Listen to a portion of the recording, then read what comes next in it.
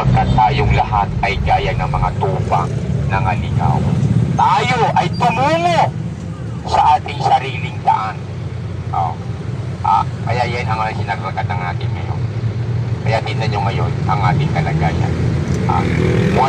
Walang sapat na edukasyon, walang sapat na karunungan, walang sapat na kapangyarihan na makapag-aahon sa ating kalagayan dito sa lupa, mga kaibigan, sa ating kinasadlakan, dili iba ang kasalanan. Diba? Kaya yan ang nakita ng Diyos Ama. Diba? Kaya sabi ni Kristo, kung kaya si Kristo yung sinugo sa lupa para ituro ang tamang daan. Kaya sabi niya sa John 14:6, ito na yung pangatlong daan. Ang sabi? Sa John 14:6, ako ang daan at ang katotohanan at ang buhay. Sino man